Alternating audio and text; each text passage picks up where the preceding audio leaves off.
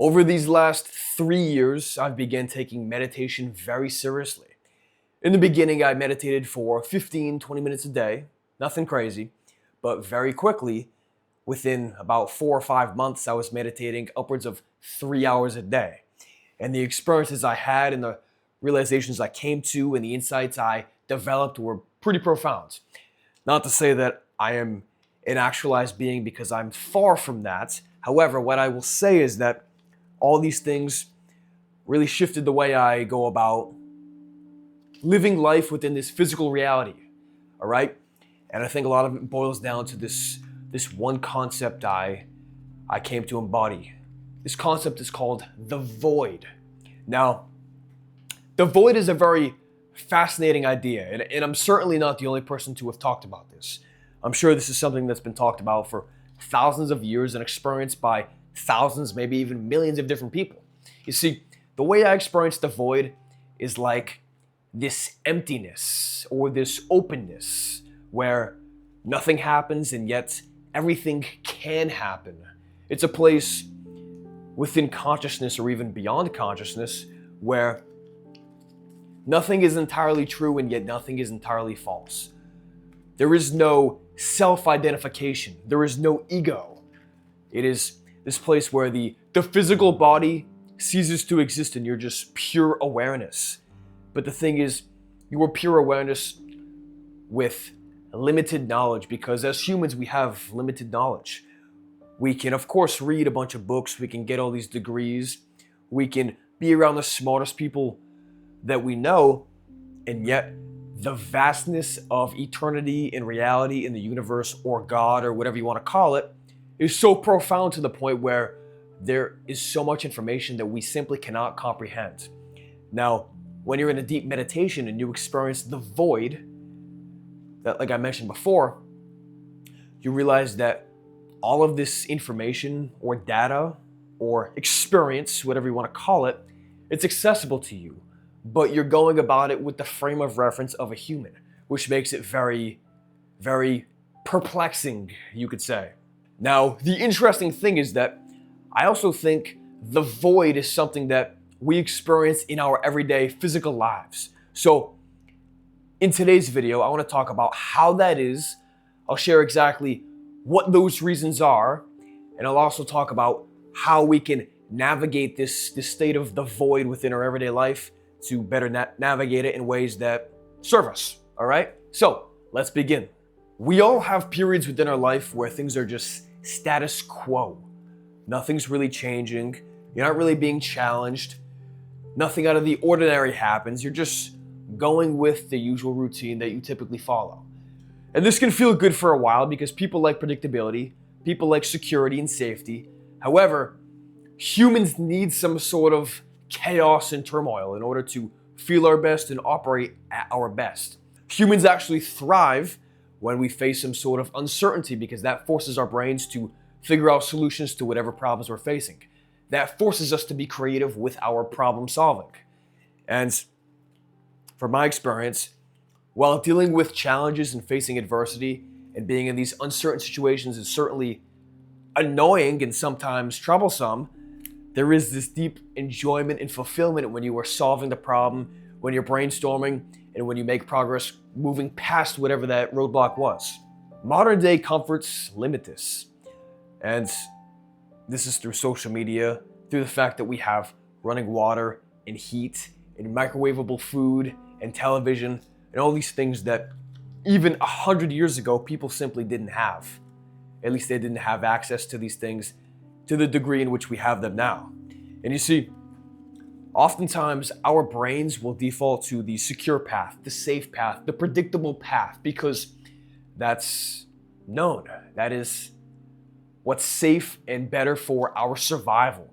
And you see, the primal brain, that part of us that simply wants to survive, that's overseen by the subconscious. The subconscious oversees your nervous system, and the nervous system really only cares about your safety. Think fight, flight, or freeze.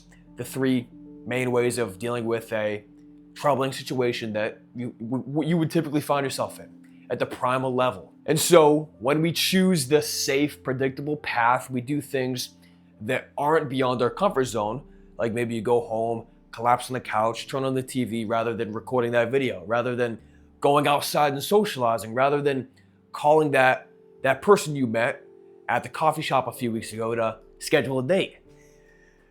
And what happens here is we fall into the void, as I mentioned before. The void is not only within your minds with deep states of meditation, but also within your life. The void where nothing is really happening. And yet, within that emptiness, within that nothingness, there is also infinite opportunities.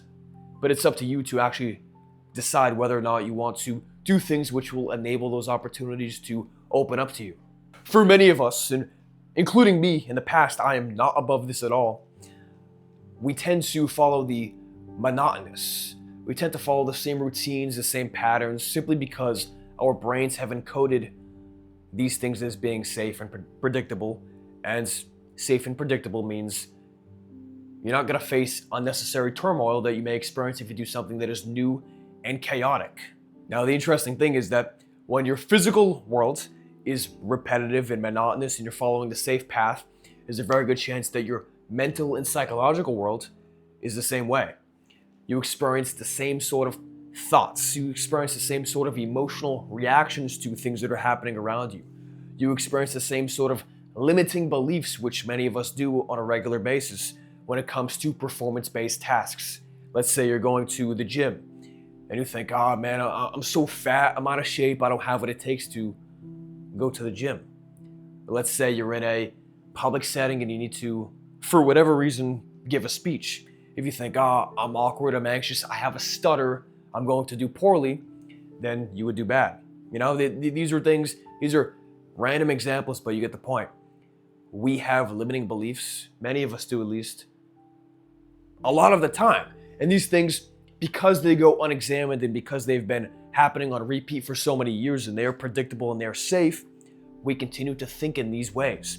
Even though logically, it makes no sense at all to continue thinking in these ways and believing in these things. The thing is, your subconscious mind, which oversees many of these unconscious, well, all of these unconscious mental processes, it does not understand logic.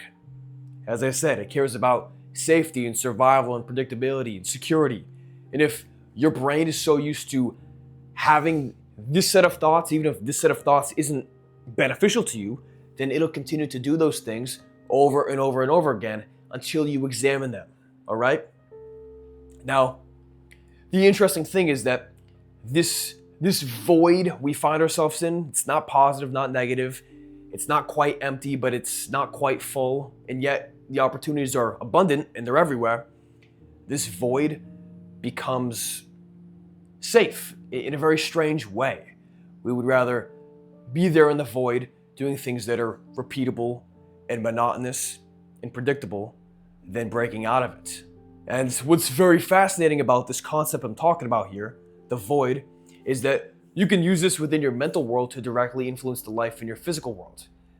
But you have to go about it correctly. You have to go about it with some intention. Otherwise, you'll just stay trapped in it as you have for many months and years within your life. I like to think a great way of using the void to your advantage by tapping into it up here within your consciousness or higher levels of consciousness by using mental alchemy. Alchemy is the idea of turning lead into gold or trash into treasure. Turning the thing that isn't beneficial into something that is essentially the elixir or the sharpest tool in your shed to benefit your life even further. We all have this ability, but because of the feelings we experience from doing the same thing and feeling the same feelings and thinking the same thoughts, because of those experiences, we would rather not break free of them. So this is where you need to logically assess, okay, well, it's more beneficial for me to turn this negative into a positive, but I need to consciously get out of my own way. Now, back when I started getting into meditation and learning about the idea of mental alchemy, I was working a very high-stress job. There was always some sort of fire that needed to be put out. I was running in so many different directions. My attention was split. My energy was just drained every single day. And it left me feeling very anxious. It left me feeling very high strung. So oftentimes before I could even process what was happening and understand what problem needed to be solved within my job, my body would just go into this very weird state where subconsciously I wouldn't know why, or subconsciously maybe I did know why it was happening, but consciously I simply didn't. And that weird state my body was in was the fight, flight, or freeze state of being that I mentioned before. And because I was always so high strung and I was always so anxious, I was always over here, then over here, and over here, I never consciously took the time to become aware of what the root cause was. And nowadays, when I look back, it's been 3.5 years, I realized that it was not the pressures and demands of the job that made me become an anxious wreck. What was actually happening was that I never took the time to sit down, understand what was happening within me, and learn how to regulate my nervous system so that my mind could better handle all the chaos that was happening within the physical world.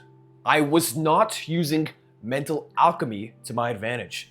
And that's why I'm so big of a proponent of that to you in these days here, because we all deal with some sort of chaos within our life. We all deal with uncertainty. We all deal with situations where our attention and energy is being pulled in so many different directions to the point where we aren't quite sure what to do. And by default, our body reacts in ways that feel like we're about to die, fight, flight, or freeze.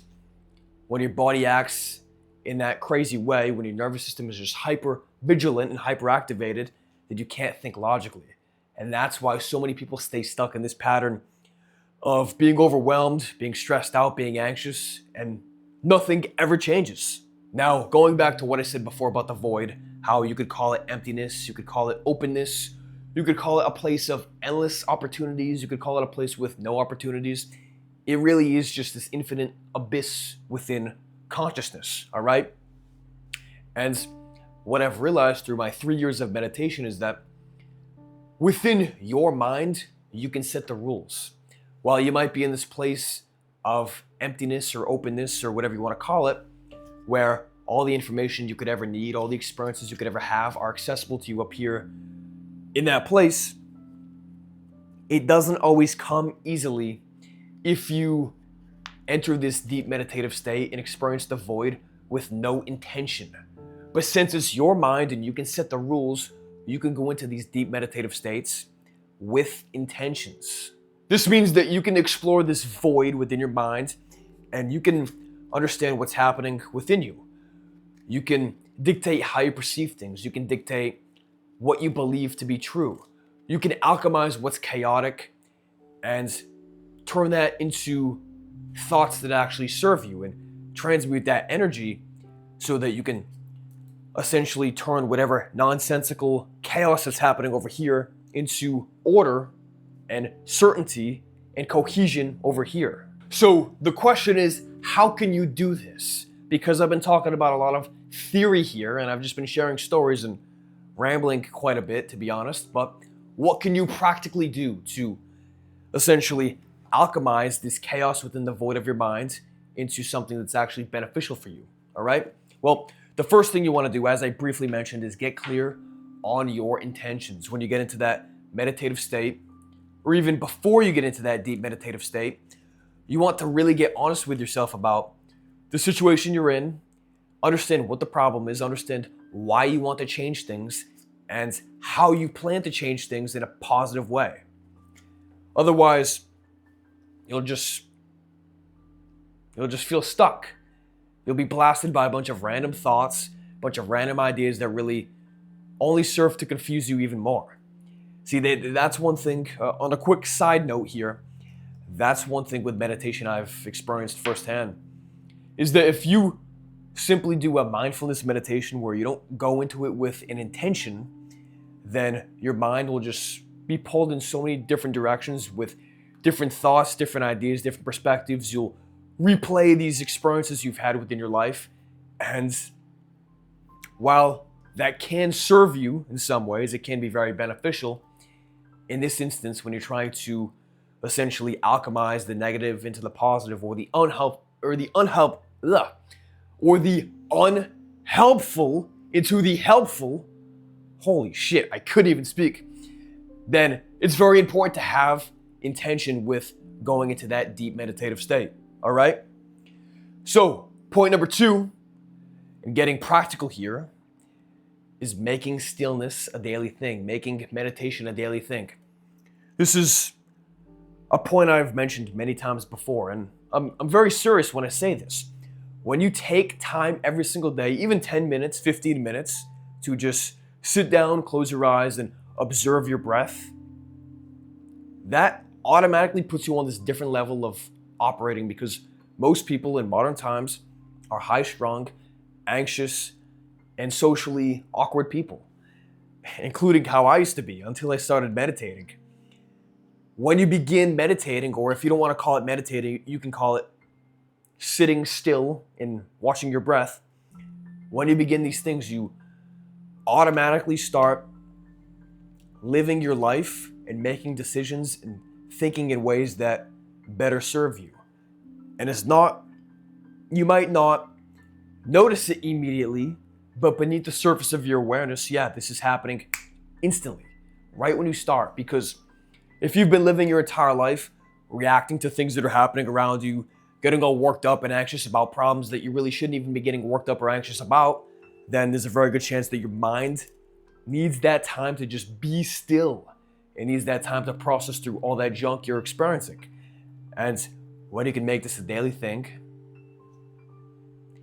you can do exactly that. All right? So, point number 3 is listen to your intuition. Your intuition is that first voice that you hear within your mind. It is that voice that sometimes is difficult to hear, and maybe it seems crazy when it's speaking to you, but just know that your intuition is essentially that part of your subconscious mind that always wants the best for you, all right? Your subconscious or your unconscious has always been there. It's always been doing what it believes to be the best thing you can do in order to survive and feel safe in this chaotic, unpredictable world, all right? So the issue that many people have with listening to their intuition is that we live in this world where we're told to think logically and work through the issues on a step-by-step basis and consider all of your options. And while, yeah, obviously logic does have its place, and I'm all for logic, I'm by nature a very logical person, there's something very powerful about listening to your intuition. And the thing is, this can only happen if you make stillness a daily thing. If you intentionally go about finding time in your day, every single day, to listen to the thoughts that are happening up here. Otherwise, you're stuck in the physical. You know, I know we are bound by physicality. We live in this 3D world, but through my 3 years of meditation, and maybe you've experienced something similar, it's very clear to me that there is something out there.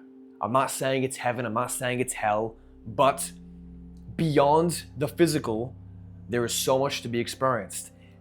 And it's a very difficult thing to consider if you've been very dogmatic about a certain religion or if you've never meditated before. However, what you realize is that the more you voluntarily put yourself into that world and try to explore the void within you, that place that's not quite positive, not quite negative, that place that's vast openness, but also filled with endless opportunities and no opportunities, then you realize that, yeah, your intuition really does have your best interest in mind. Your intuition is essentially the bridge between the physical and the non-physical worlds. As crazy as that may sound, just know that your intuition always has your best interest in mind. It's just, it doesn't always speak to you in ways that you immediately understand.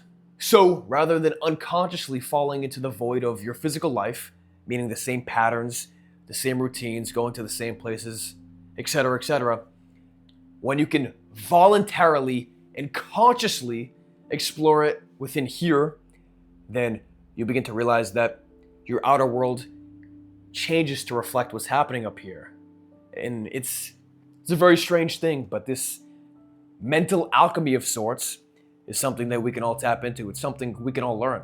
It's something we can all embody within our everyday life.